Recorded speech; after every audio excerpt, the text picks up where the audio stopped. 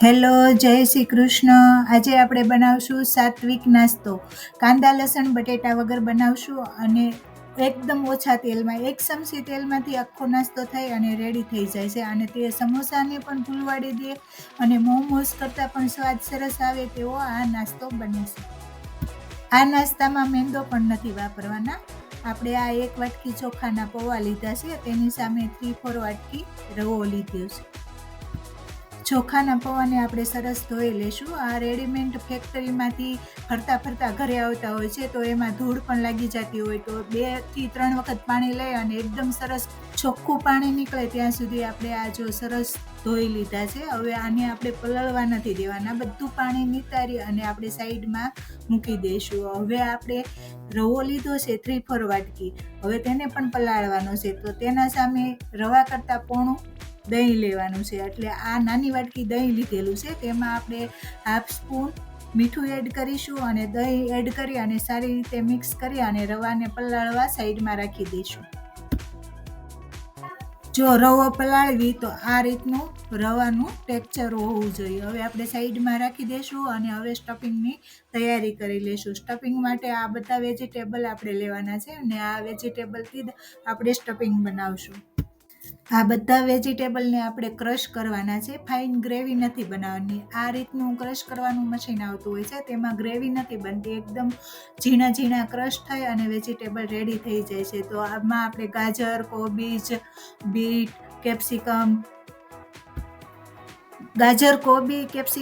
લીલા મરચાં અને આદુ, આટલી વસ્તુને આપણે પહેલાં ક્રશ કરી લઈશું અને બીટને લાસ્ટમાં રાખવાના છે. બીટ પહેલાં નાખવાથી આખા વેજીટેબલનો કલર ચેન્જ કરી નાખે છે, તો બીટને આપણે લાસ્ટમાં ક્રશ કરીશું.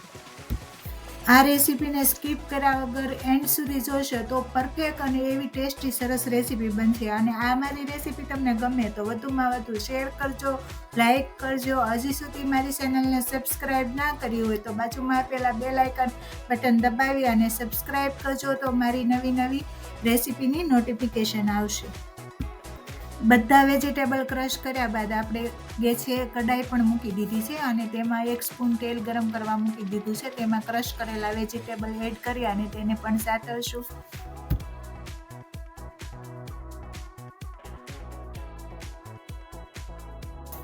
ત્રીસ સેકન્ડ સાતળ્યા બાદ હવે તેમાં આપણે 1/2 ટીસ્પૂન મીઠું એડ કરીશું, 1/2 ટીસ્પૂન ચીલી ફ્લેક્સ, 1/4 ટીસ્પૂન મરી પાવડર, 1/4 ટીસ્પૂન ગરમ મસાલો, 1 સ્પૂન ચાટ મસાલો. આ બધા મસાલા આપણે એડ કરી અને સારી રીતે મિક્સ કરી દઈશું.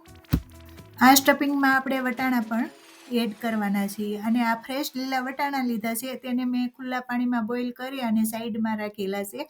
હવે તેને એડ કરી અને આપણે સારી રીતે મિક્સ કરી દઈશું.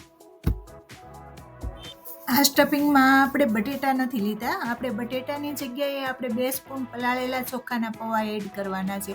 અને ચોખાના પૌવા સ્ટફિંગમાં એડ કરવાથી પૂરણ પૂરવાથી તે વેજીટેબલ બધા છૂટા પડતા નથી અને એકદમ સરસ રીતે પૂરણ પણ પૂરાઈ જાય છે.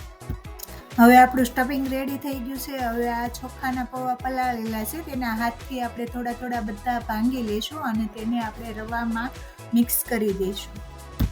ચોખાના પૌવાને આ પલાળેલા રવા સાથે સરસ મિક્સ કરી દેવાના છે અને એકદમ સરસ મિક્સ પણ થઈ ગયા છે. હવે આપણે પૂરીનો લુઓ લેવી તેનાથી થોડો મોટો લુઓ લેવાનો છે અને તેલવાળો હાથ કરી અને આ રીતના તેને પૂરી ગોળે ફેલાવી દેવાનું છે અને આપણે સ્પૂનથી એક સ્ટફિંગ લેશું અને તેમાં મૂકીશું અને એક અંગૂઠાથી આ આપણા લેફ્ટ સાઈડના અંગૂઠાથી તેને દબાવતું જવાનું છે અને રાઈટ સાઈડના હાથથી તેને લુઆને બહાર કાઢતું જવાનું છે ને આ રીતે આપણે પેટીસ રેડી કરીશું.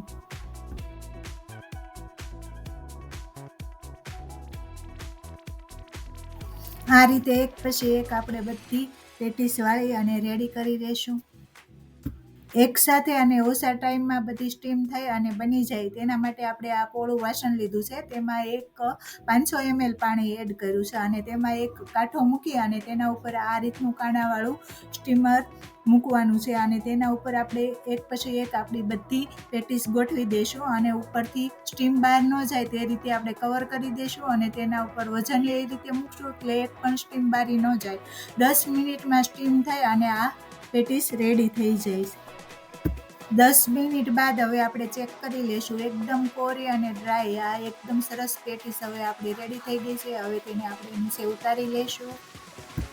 આને આપણે વઘાર કર્યા વગર પણ નાસ્તામાં લઈ શકાય છે, પણ આને આપણે વધારે ટેસ્ટી કરવા માટે 1 સ્પૂન તેલ ગરમ કરવા મૂકી દઈશું અને તેમાં 1/2 ટીસ્પૂન રાઈ એડ કરીશું અને હિંગ એડ કરી મીઠા લીમડાના પાન એડ કરી અને વઘાર રેડી કરીશું અને તેમાં તે પેટીસને મૂકીશું અને ફેરવી અને તેને શેકી લેશું.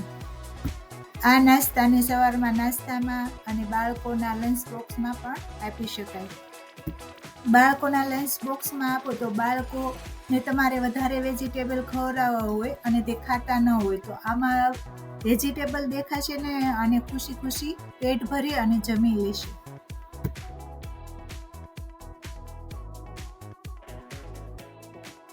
આ મારો હેલ્ધી અને ટેસ્ટી નાસ્તો રેડી.